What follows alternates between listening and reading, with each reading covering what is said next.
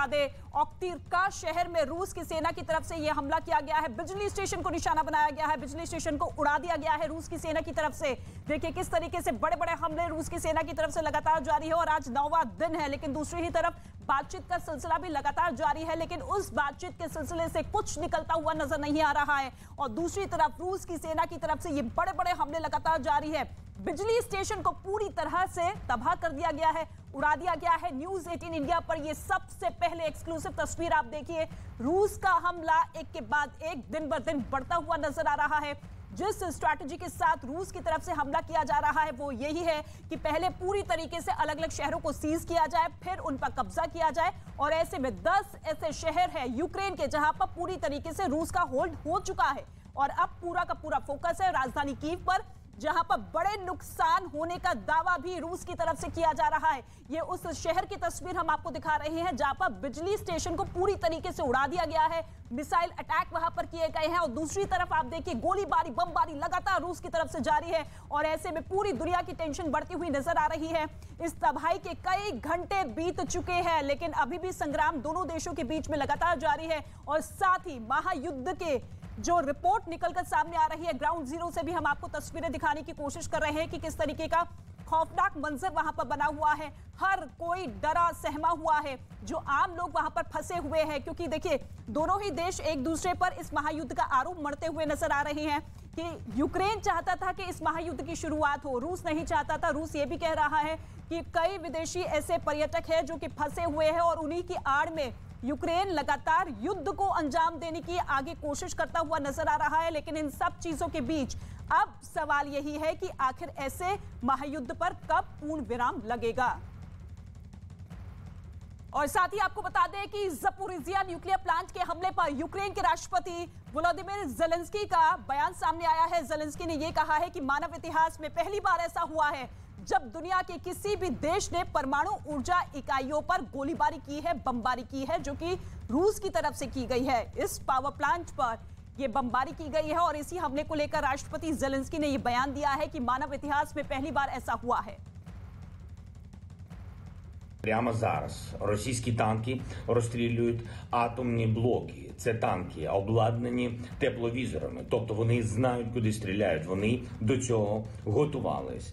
Звертаюся до всіх українців, до всіх європейців, до всіх людей, хто знає слово Чорнобиль, хто знає, скільки горя і жертв приніс вибух на атомній станції. Це була глобальна катастрофа. और इसके साथ ही एक बड़ी खबर आपको बता दें, पुतिन पर ब्रिटेन के पीएम का भी बयान सामने आया है। उन्होंने कहा कि पूरे यूरोप के लिए पुतिन खतरा है। खतरा बताते हुए पुतिन को ब्रिटेन के राष्ट्रपति ज़ेलेंस्की से ब्रिटेन के पीएम की बात हुई है। पावर प्लांट पर हमला बंद करे रूस, ये कहा गया है ब्रिटेन के राष्ट्रपति की तरफ से, बोरिस जॉनसन की तरफ से। इस वक्त की बड़ी खबर आपको बता दें, ब्रिटेन के पीएम ने यह बड़ा बयान दिया है। पूरे यूरोप के लिए पुतिन खतरा है। यूक्रेन के ज़पोरिज़िया न्यूक्लियर पावर प्लांट पर जिस तरीके से रूस ने हमला किया, उसके बाद बोरिस जॉनसन ने यह बयान दिया है।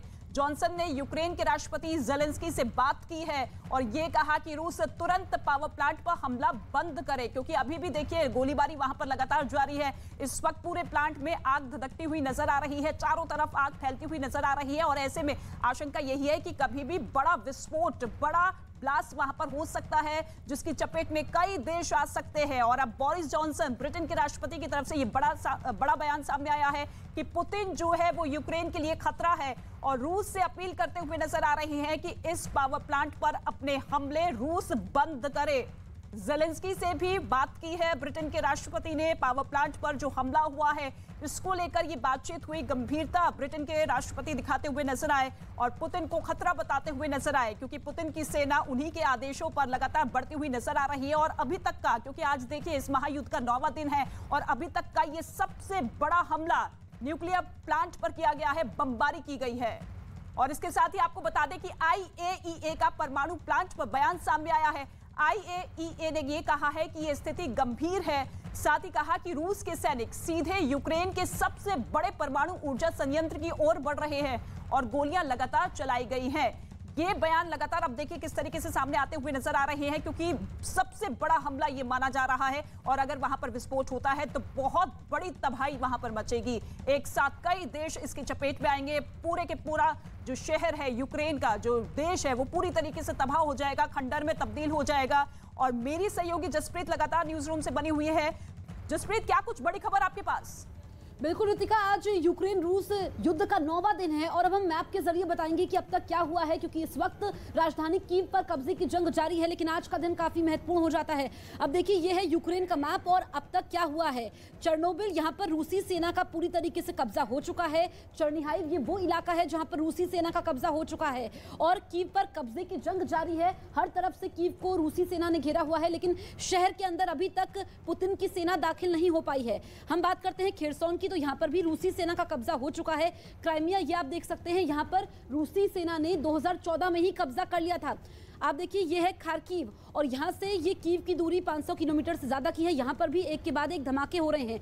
जापोरिजिया परमाणु प्लांट पर हमला होता है, जिसकी हर तरफ निंदा हो रही है, क्योंकि इस प्लांट पर जो हमला हुआ है यूरोप का सबसे बड़ा ये परमाणु प्लांट है। इसके बाद जेलेंस्की कह रहे हैं कि ये मानव इतिहास में अब तक का सबसे बड़ा हमला है। ये आप देखिए, ये है पूरा मैप और ये कीव, यहाँ पर सबकी नजरें टिकी हुई हैं क्योंकि हर तरफ से घेरा हुआ है। अभी तक ओक्तियर का यूक्रेन की यहाँ पर 70 सैनिक मारे गए हैं। सबसे ज्यादा सैनिकों को नुकसान इसी इलाके में हुआ है। यूक्रेन के सैनिक यहाँ पर मारे गए हैं। चेर्नोबिल पर कब्जा हो चुका है, लेकिन अभी भी ये बात यूक्रेन की तरफ से कही जा रही है कि वो सरेंडर नहीं करेंगे, आखिरी सांस तक लड़ेंगे। ऋतिका, बिल्कुल, जेलेंस्की ये साफ कर चुके हैं कि आखिरी सांस तक युद्ध लड़ा जाएगा, चाहे जितने भी हमले रूस की तरफ से कर लिए जाए। लेकिन लगातार आप देखिए किस तरीके से यूक्रेन की राजधानी कीव पर कब्जा करने की पूरी तैयारी में रूस की सेना है।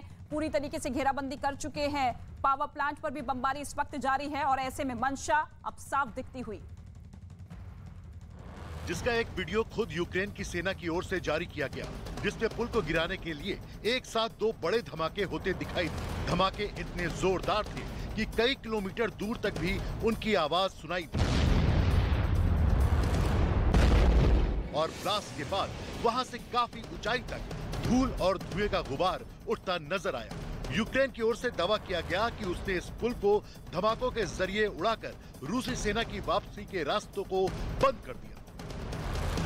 और इस वक्त रूस और यूक्रेन युद्ध पर बहुत बड़ी खबर सामने आ रही है। रूस की सेना की तरफ से बहुत बड़ा दावा किया गया है। दावा यह किया गया है कि 100 यूक्रेनी लड़ाकू जेट हमने ध्वस्त कर दिए हैं। ये बड़ा दावा रूस की तरफ से किया गया है। लगातार नुकसान पर नुकसान रूस यूक्रेन को पहुंचाता हुआ दिखाई दे रहा है। यूक्रेन भी दावा कर रहा है कि रूस को भी भारी नुकसान पहुंचा है और अब ये बहुत बड़ा दावा किया गया है कि 100 यूक्रेनी लड़ाकू जेट ऐसे हैं जिससे हमने ध्वस्त कर दिया है, पूरी तरीके से नेस्तनाबूद कर दिया है। और यही वजह रही कि वहां के फौजियों ने रूसी सेना के कुछ ट्रकों को फूंक डाला। जो तस्वीरें सामने आई उनमें साफ दिखा कि खेरसोन में अंधेरा होने को था, लेकिन उससे पहले ही यूक्रेन की सेना ने 20 सड़क पर खड़े रूस के 2 ट्रकों में आग लगा दी, जिसके बाद उनसे लपटें और धुआं उठता दिखाई दिया। यूक्रेन के सैनिकों ने उन ट्रकों में मौजूद रूसी फौज के सामान को भी बाहर निकालकर फेंक दिया। यूक्रेन के जवानों ने रूस की सेना को नुकसान पहुंचाया तो सूरज छिपते ही शहर में धमाकों की आवाज एक बार फिर गूंज उठी।